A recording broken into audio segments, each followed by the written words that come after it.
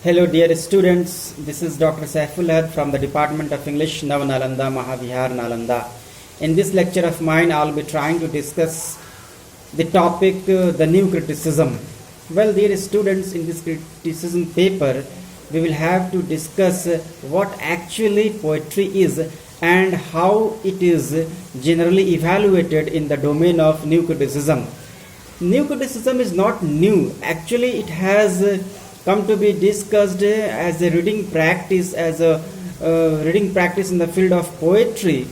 And this criticism is particularly oriented towards text. That is to say that it focuses all its emphasis on the study and analysis of the words or things content on the paper. First of all, the word new criticism was used by American professor Joel Spingarn in the year 1910, and at that time he did not intend it to be discussed and such a diverse areas and such a diverse way, but then later on it got momentum. He really wanted that poetry should be free from all those considerations of social and historical considerations. But you know that this topic which I have just taken to discuss is actually a field of practical criticism as well. When we are talking of practical criticism, it just means that it is away from the classroom practice of teaching poetry. In classroom practice of teaching poetry, we are just trying to tell you the stories and themes of the poem, but in practical criticism, we are trying also to discuss the technical aspects of the poem, what poetry actually is in its form, content, matter, manner, figures of speech such as irony, metaphor, metonymy, paradox, and such other beauties and technicalities of language. So this practical criticism, or you can say the new criticism, have also come as a byproduct of what is known as reading practice of poetry. I.A. Richards is a great name in the field of new criticism, or you can also say in the field of practical criticism, because practical criticism is just a kind of byproduct of the new criticism. And in practical criticism, if you judge I.A. Richards' Principles of Literary Criticism or Practical Criticism, these are the two books which are very much profusely employed by the new critics poets. You know that this practical criticism or the principles of literary criticism are actually the tenets which describe so many aspects of poetry, how poetry is dealt with, how poetry has to do with the language on the paper, and this poetry should not be affected by social and historical consideration. I.A. Richards was a great psychological critic, and in the field of psychology, he has also used linguistics and other interpretations of poetry. I.A. Richards was concerned basically with the teaching of poetry to the students of Cambridge University, and he was very sorry and sad to see that students of Cambridge University were not able to understand poetry in its true spirit. So with the point of judging the poetry in the right manner, he gave some 11 poems to the students of Cambridge University. They were unsigned poems, means their poet's name and titles of the poems were not there. He gave them to have their interpretation, to have their evaluation, have their opinion of the poem, and he was very much pained to see that inferior poets were praised to the skies and superior poets, established poets like Donne, Hopkins, Shakespeare were badly criticized. So he understood that students have to do lots of homework before they actually understand poetry. It was a movement in the field of literature, in the field of particularly poetry, and there were so many American poets, American new critics. There were poets as well who were attached with this.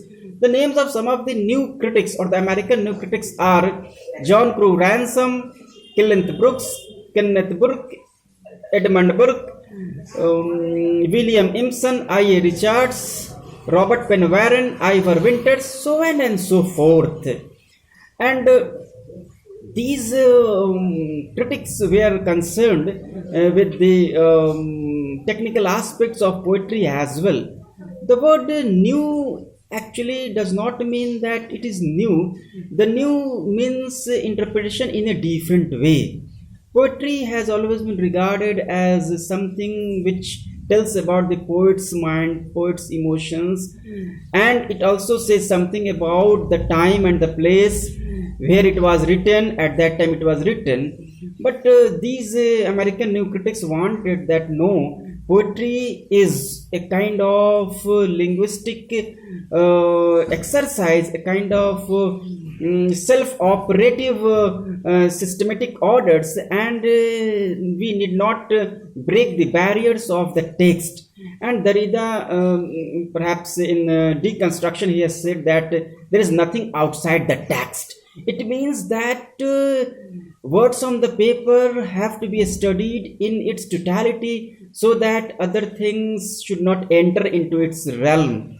Because there were so many schools of criticism, which we know: biographical criticism, historical criticism, psychoanalytic criticism, other types of criticism. They have different modus operandi to apply to poetry. But this new criticism is actually a practice of poetry in reading, and it judges poem on the basis of the technical aspects, on the basis of the behavior of the language in its text. It should not be judged on the basis of when it was written, who has written it, what are the different social or historical or political considerations that the poem discusses. No, first it is an artistic work.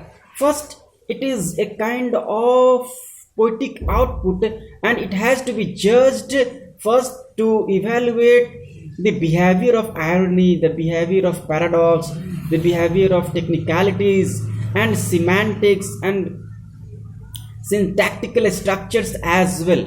So I.A. Richards himself once said that the meaning of word is not context specific always. It has also to do with the different aspects of words like sense, feeling, tone and intention. No doubt some words are spoken and they have some context, but if you only want to judge a word on the basis of the context, you will be at a loss to understand the real meaning of the word.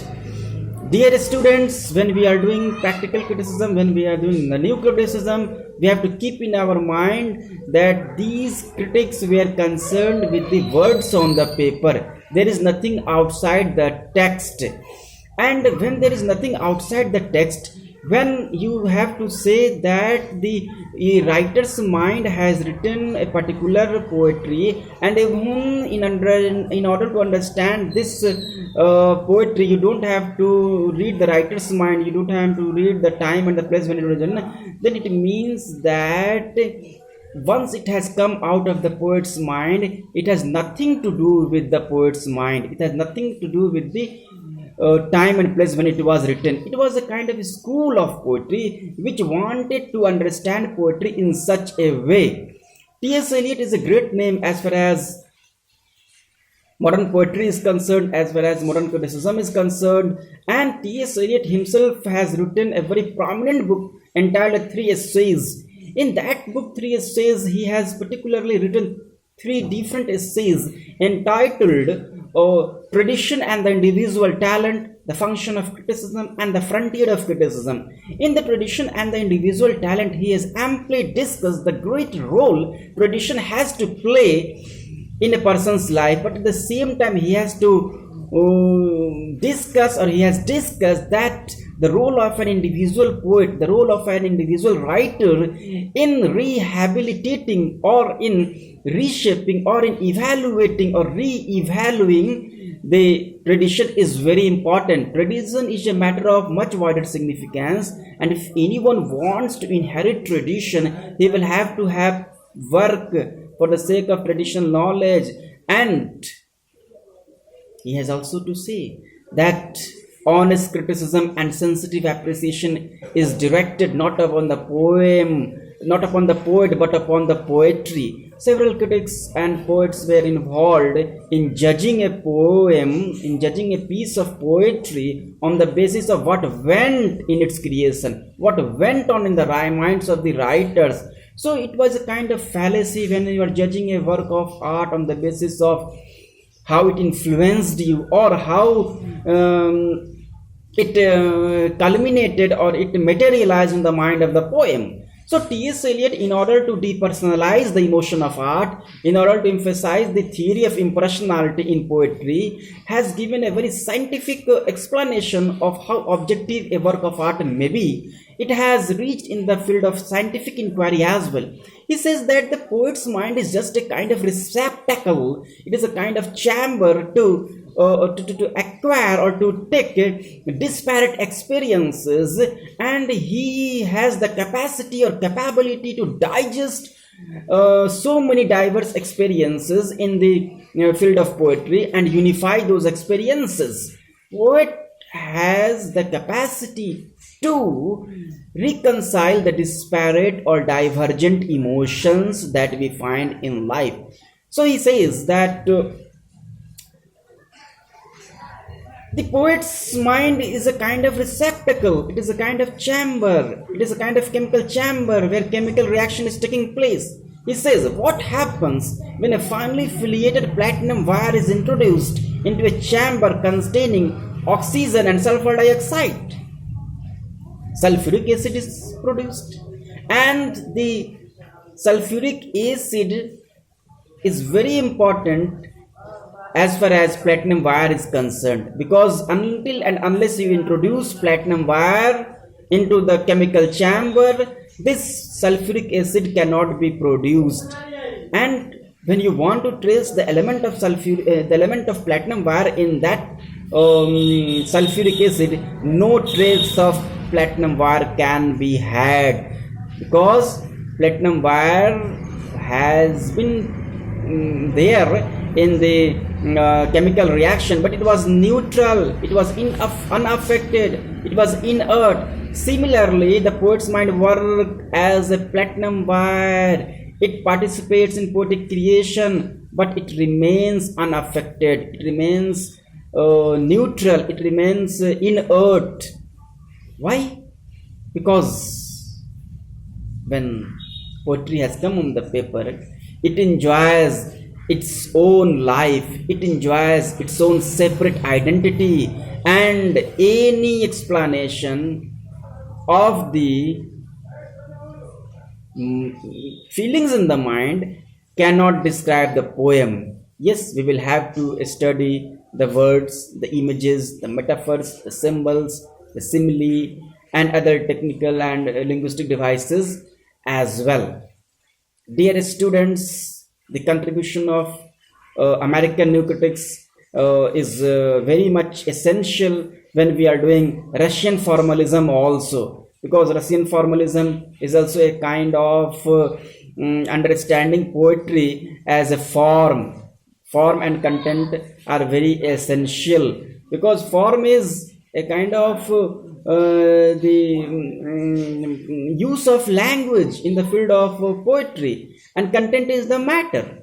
So form is also important, because you normally know that howsoever beautiful a dress may be, howsoever a smart and gorgeous dress may be, if it doesn't suit you, you do not wear it. So you only wear that dress which suits you, you only wear that suit which suits you. So form is very important as well. One thing I would like to tell you at this point of time, that the new critic wanted to associate themselves with the words that have been interpreted by different people in different contexts, and that produces difficulties in understanding the real intention of the real significance of the work of art, because you will be judging it on the basis of intentional fallacy, or you will be judging it on the basis of affective fallacy. These are two fallacies which you have to keep in your mind and which you have to strenuously avoid. What is intentionally fallacy, which the new critics have discussed? Intentionally fallacy is that people generally commit a mistake while judging a work of art, that they start judging a work of art on the basis of the intention of the writer, and the new critics say that intention was neither available nor necessary. And you also keep it in mind that affective fallacy is a kind of error of judgment, where the critics start judging a work of art on the basis of the effect it has produced on the minds and hearts of the poet, no, or critic, no. Why? It will degenerate into impressionistic criticism, it will degenerate into what is known as subjective criticism, and much of the classical criticism, much of the new criticism, and much of the modern criticism is against romantic criticism. You know that romanticism is an expression of the poet's personality, that they want to say. And this new criticism also came in reaction against the 18th century romantic poetry and the Augustan poetry at the same time, because you know that the romantic poets basically they feel that poetry is just a kind of expression of the poet's personality. Keats once said that if poetry comes not as leaves come off the tree, it had better not come at all. What is this? And once the high priest of romanticism, William Wordsworth, said that poetry is a spontaneous overflow of powerful feelings. It takes its origin from emotions recollected in tranquility. T.S. Eliot went against it because he was a stern classicist. He has declared very avidly, he has declared very unequivocally that I am a classicist in literature, an Anglo-Catholic in religion, and a royalist in politics. And he says, in response to William Wordsworth's theory of poetry, that poetry is not a turning loose of emotion. It is not the expression of personality, but an escape from personality. And so he says that honest criticism and sensitive appreciation is directed not upon the poet, but upon the poetry. Because T.S. Eliot has always said that the emotion of art is impersonal. The emotion of art is depersonalized. And two terms are very important when we are trying to judge the new critics: Keats' negative capability and Eliot's objective correlative. Keats' negative capability is also a kind of reading practice of poetry, that you do not remain, you should not be affected by a situations. When situation has written, you must have the capability to think otherwise. You must have the capability to think otherwise what is happening in the field of literature. If a piece of poetry is dealing with an emotive issue, so you should not be swayed, you should not be flown on the wings of emotions, because you have to depersonalize your emotion, you have to rationalize your emotion. And when you do not rationalize your emotion, how can you judge the poetry? How can you judge poetry which is just a fabric of pastiche of words? So emotion has no role to play in the field of new criticism. And Eliot's objective correlative is also very much important to know. And he says that the emotion of art is impersonal. You must externalize your emotion. Means if you want to express your emotion, you cannot directly express your emotion. You have to find certain objects, certain events, and those objects and events will be enough to arouse your emotion in art. So this was the thing which T.S. Eliot has found in the metaphysical poets also, that the metaphysical poets were no doubt a man of unified sensibility. He has felt very sad when he found Dr. Johnson saying about the metaphysical poets in his Life of Cole that heterogeneous ideas have been yoked by violence together. Nature and art are ransacked for illustrations, comparisons, and allusions. Their learning surprises and their subtlety surprises, and the reader commonly finds his improvement dearly bought. No, Eliot says that no, it cannot be possible, because these poets have thought their feeling and felt their emotion. And that is why he says that much of the Victorian poetry is only a kind of wit and feeling, and he has preferred the metaphysical poets. T.S. Eliot has preferred the metaphysical poets over what is known as Victorian poets. And in his path-breaking essay, The Metaphysical Poets, he has said very clearly, very unequivocally, that Tennyson and Browning are poets and they think, but they do not feel their emotion as quickly as the odor of a rose. A thought to Donne was an experience. It modified his sensibility. Dear students, you know that the statement, there is nothing outside the text. There is nothing outside the text. Derrida has said there is nothing outside the text. What does it mean? That if you try to threaten the boundaries, the ambit of the text, you will be doing injustice. But several critics have objected to it, that it has limited or restricted the scope of criticism. It has restricted the scope of literature. Why? Because you will not be able to do intertextuality, that the quotations and allusions from one text correlate with the other text. Whatever you have studied in one poem, you are free to correlate it with other poem. So T.S. Eliot or other modern poets also feel that a man in the present is a product of the past, historical consciousness. So it is here that the new critics feel low, because T.S. Eliot has also emphasized the importance of historical consciousness or consideration, that how can a writer in the present claim his individuality, because he is a product of the past also.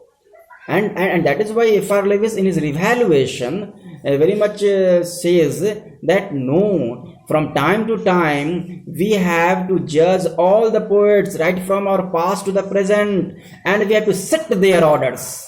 Why setting the orders? Setting the orders because poets' status has to be maintained as in the context of the present time, in the context of the present situation. Maybe he is true when he wrote the poem. Maybe the time and situation have changed and his poetry does not have the relevance. But poetry has relevance or no relevance, this is not the proposition of the new critics. The new critics always want that you study the texts. It has a perennial importance. It should not be judged on the basis of time. They wanted to free it from all those considerations. And if you want to free a piece of work from all those considerations, social considerations, political considerations, historical considerations, so the scope of literature or criticism or poetry is also restricted. So that was a point where other critics have objected, but that has also to be kept in mind. I.A. Richards' books are very important, which I have mentioned: Principles of Literary Criticism, Practical Criticism, and other books are also important. So we have to keep it in our mind that every book is important as far as the new criticism is concerned. One precaution we have to take, that the new criticism we have to write with a capital N and capital C at the beginning, because it is not simply a word, it denotes a movement in the field of literary criticism, and it is not a separate argument. You have to study so many things to do the new criticism. I suggest you to study in details the books, the Principles of Literary Criticism, Practical Criticism, T.S. Eliot's 3 essays, and Understanding Poetry by Robert Penn Warren, and other books are also very important to study, because if you do not understand all these things, it will be very difficult for you to understand what is the new criticism. Generally we know that the word new is only in the context of the present time, but no, I have already told you that the word new is not new. It is just a kind of coinage, as new historicism, new Aristotelian. So we have to understand the major things of these writers like Robert Penn Warren, Clint Brooks, Kenneth Brooke, Ivor Winters, T.S. Eliot, F.R. Lewis, and other writers also. We have already some understanding of T.S. Eliot as a poet, T.S. Eliot as a critic. We also know the name of F.R. Lewis in the field of criticism, in the field of poetry also. T. Hume is also a very important writer of symbolist movement, of imagery movement. And William Empson is very important as far as the new criticism is concerned, because William Empson's book, The 7 Types of Ambiguity, is very important as far as the study of word is concerned. He wants to say that words are ambiguous. Words cannot be defined in an unambiguous manner. Each word has so many interpretations, and until and unless we know all the interpretations, probable interpretations of the word, we are unable to judge a poem this way. So William Empson wanted to underline the ambiguities of word, and ambiguity is a kind of providing two possible meanings or more than two possible meanings of a word. And word has a birth, death, and revival also. So any poem which we have taken and we want to do practical criticism, so what happens that we have to keep this critical practice in mind. Let us take one poem by Robert Frost, the American poet, Stopping by Woods on a Snowy Evening. Every student of English literature knows this poem, Stopping by Woods on a Snowy Evening, and this was a favorite poem of late Pandit Jawaharlal Nehru, and it is also said that when he was on his deathbed, that poem was with him. And the poem is very easy to remember. I think that every student of English literature or lovers of poetry in general must remember this poem. I would like to recite to you at this point of time this poem. Then I will try to do its practical criticism so that I could apply the tenets of the new criticism and the practical criticism to this particular piece of work. The woods are lovely, dark and deep, but I have promises to keep, and miles to go before I sleep, and miles to go before I sleep. Well, first your intention is to read the poem time and time again. When you have read the poem time and time again, what will happen? You will try to understand what actually is the theme of the poem. Theme is different, subject matter is different, and what is the style of the poem? Yes, the poet is journeying towards woods. This is a story, and at particular point he feels that he has got tired, but then it is very impossible for him to stop this journey midway or in midstream, because he has the feeling that if he stops his journey midway, he will not be able to reach the goal of his life. Metaphorically, life is a kind of journey, and nobody knows when the journey is going to end. Only the thing is that we have to enjoy the journey. We don't have to wait for the destination, because nobody has reached the destination. The very journey consists destination. So miles to go before I sleep and miles to go before I sleep inspires all the students of literature or all the aspirants in general to work hard and harder. So language is very simple. The woods are lovely. Lovely means what? Whatever your goal you have a lovely goal, but at the same time you should be conscious, you should be aware that this lovely goal also has certain challenges to present, and if you do not take those challenges with a smile on your face, those journeys of life are going to be very, very hellish. So in practical criticism, this piece of poetry has to be judged on the basis of these figures of speech, on the basis of the irony, on the basis of the metaphor, on the basis of semantics and syntax.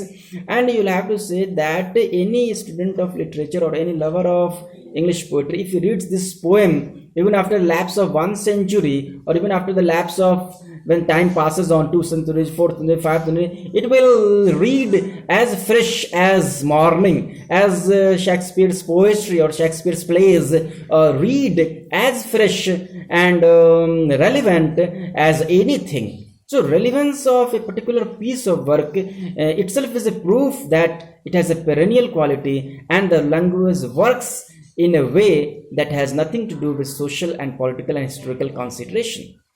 It was a movement. The new criticism was a movement, and this movement got a stride over a period of time. And not only in America and other European countries, also this movement reached. And different literary critics, irrespective of the schools they belonged, they tried to analyze this movement, what actually consists this. So Professor C.D. Narasimhaiah is a very, very great scholar in the field of new criticism also. His understanding of the new criticism is very important, and he has pointed some of the things, and one of them that he has pointed out is that the new criticism is a kind of evaluation of the works of art with the sole studies of words, and those new critics did not want anybody to threaten their boundaries of text. And this critical practice is important, no doubt, but sometimes you feel that this critical practice has also its limitations. Every critical practice has its limitations, and the biggest demerit of any critical practice is that criticism only becomes criticism. There is a flood of criticism coming on, and when we are doing a piece of work, when we are doing or studying a piece of literature, we hardly ever utilize, because when you are reading a piece of poetry, a piece of novel, a piece of drama, you have your own ways to read it, and you are carried away with your own emotions, with your own idiosyncrasies, and your own experiences or imagination and impressions of life. Why this happens? But we have to know that these are the other things. So what do critics do? Critics just correct our tests. And T.S. Eliot says that the function of criticism is the correction of text. It is an exposition and commentation on the works of art as well. So today, if you are studying Derrida, today if you are studying structuralism and post-structuralism, so structuralism and post-structuralism also believe the same thing, and they are all interrelated. 4 or 5 things are interrelated with new criticism. New criticism, Russian formalism, practical criticism, structuralism, post-structuralism, and modernism. Why the modern critics, why the modern poets loved modern poetry? And they loved modern poetry because modern poetry is complex, and the beauty of modern poetry lies in its complexity. And when the modern poets realized that the new critic is somehow or other also talking about the same thing, somehow or the other also charting the same terrain, they started taking interest that yes, there is some substance in modern poetry. Okay, so the romantic criticism is also a kind of critical practice, and the romantic critics always believe that it is the poetry is the expression of the poet's personality, and Eliot says that no, personality has nothing to do with it, because personality is a complex thing. You will not be able to judge personality. Psychoanalytic literary criticism says that literature is a product of the unconscious, it is a product of the dreams and other things like that. So we study in psychoanalytic critique about Freud, Lacan, Jung, Adler, and things like unconscious, frustration, libido, death wish, childish sexuality, and other things. So what we should have a comprehensive outlook about all these things. We have to know everything, but we cannot say for sure that biographical criticism is bad and new criticism is good. Nothing is bad and nothing is good in itself, only it is a kind of critical theory, it is a kind of critical movement. We as students of literature, we as students of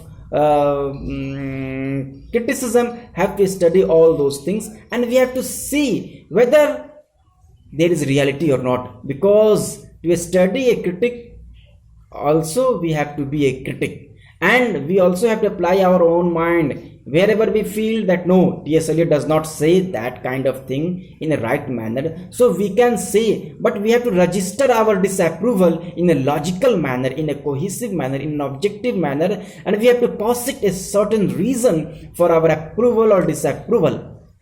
Loosely we cannot register our approval or disapproval. Criticism itself teaches us to be very much objective, to be very much free from all those cranks and eccentricities of your personalities, of your upbringings, of your social situations, and other kinds of considerations. So when we read once again the new criticism, we have to take a book very sensitively, and we have to do the essays also, and 4 or 5 essays are very important for all of us, for all the students of criticism to study. I have told you these 3 essays you have to study, and T.S. Eliot's The Metaphysical Poets you have to study, Dr. Johnson's Life of Cowley you have to study. And if you want to enrich your range, you can also study Wimsatt and Beardsley's verbal icon book, in which 2 essays are very important: affective fallacy and intentional fallacy. These are related with the new criticism. So dear students, I think that this is enough for today, and when I come next time, I will try to come with another topic of mine, but I will leave you with certain kind of homework, that you go back to your book. This is the lockdown period, this is the corona period, and we should not waste our time. We have to try to preoccupy our mind with whatever comes our way, and this paper which I have prepared for you today in the title of the new criticism, it is very much important as far as your syllabus is concerned. And I must remind you once again that this topic in the new criticism falls for M.A. English 4thSem paper 16. So dear students, once again you refer back to your syllabus. I think that you have laid aside your syllabus because of the lockdown period, because of the laziness on the part of your personality, but you do not slacken. You get up, arise, awake, stop not till the goal is reached. I think that your examination is round the corner. It may not be in such a serious manner because there may be relaxations in view of the COVID-19, but I think that this examination is not the final examination of your life. Examinations are there also in your future when your career will be decided. So keep it in your mind that it is no time for you to slacken, rather it is a time for you to awaken and keep your spirits high, because when the situations are difficult, we have to keep ourselves all the more strong. You must have studied the novel perhaps Bhavani Bhattacharya, he who rides a tiger. That is a very, very important social novel based on Bengal famine. How it gives us a very message that when the situations become as strong as tiger, Kalo, its hero, becomes the rider of the tiger. So we have to ride the wind. We do not have to slacken. Thank you very much. I think that this is important for today. Enough for today. Till then, you take care. Stay safe. Bye bye.